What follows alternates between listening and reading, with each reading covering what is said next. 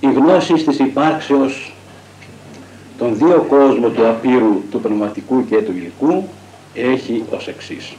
Βεβαίως, εμείς γνωρίζουμε και βλέπουμε τον υλικών κόσμο, αλλά τον πνευματικών τον εννοούμε. Εκτός αυτόν τον κόσμο λοιπόν υπάρχει αυτός ο κόσμος του πνεύματος, ο ουράνιος κόσμος, τον οποίο αποτελούν πρώτον το τρισυπόστατο της θεότητος, ο Πατήρ, ο Υιός και το Πνεύμα το Άγιον. Δεύτερον, οι αρχές και οι εξουσίες, οι άγγελοι και οι αρχάγγελοι, όπως αναφέρει η Γραφή και όπως ομολογεί και παραδέχεται και η Εκκλησία μας. Τρίτον, τα πονηρά πνεύματα.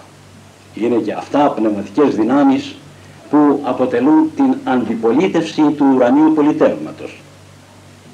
Τέταρτον, η μία φύση του ανθρώπου. Ο άνθρωπος έχει δύο φύσεις. Έχει την πνευματική φύση και την υλική φύση. Και γι' αυτό ακριβώς ο άνθρωπος είναι το εξαιρετικότερο δημιούργημα του Θεού. Είναι η κορονής της χτίσεως ο άνθρωπος, είναι το κέντρο της δημιουργίας, που σε αυτό τον άνθρωπο συνοψίζονται και συνάπτονται οι δύο κόσμοι, ο κόσμος του πνεύματος και ο κόσμος της ύλης. Επομένως ο άνθρωπος έχει διπλή την φύση. Έχει την πνευματική υπόσταση και την υλική υπόσταση.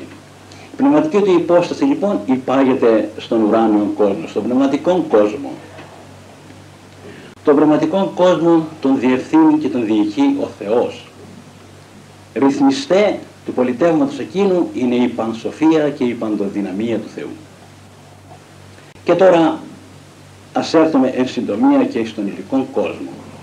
Ο υλικός κόσμος είναι όλα τα ουράνια σώματα, τα δισεκατομμύρια των ηλιακών συστημάτων και η Γη, ο πλανήτης μας, και όλα τα υλικά όντα, ακόμα και η δευτέρα φύση του ανθρώπου, η υλική φύση, και αυτή βεβαίως υπάγεται στον υλικό κόσμο, στο υλικό σύμπαν. Το υλικό σύμπαν και αυτό έχει την τάξη του όπως και ο πνευματικός κόσμος. Έχει τις δυνάμεις εκείνες οι οποίες τον διευθύνουν, φυσικές δυνάμεις, οι φυσικοί νόμοι όπως τους λέμε εμείς, αλλά μέσα σε αυτόν τον υλικό κόσμο είναι ο άνθρωπος, υπερέχει ο άνθρωπος από όλο τον υλικό κόσμο, επειδή έχει και το πνεύμα.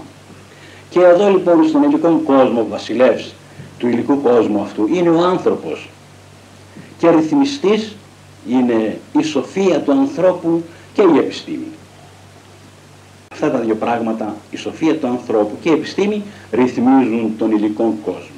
Και βλέπετε ότι ο άνθρωπος ετοιμάζεται να κάνει διαπλανητικά ταξίδια. Αυτός ο άνθρωπος είναι ο κυρίαρχος των επιγείς κτισμάτων και θα γίνει μια ημέρα και των ουρανίων. Ολοκλήρου του υλικού σύμπαντος ο άνθρωπος μια ημέρα θα γίνει διακυβερνήτης.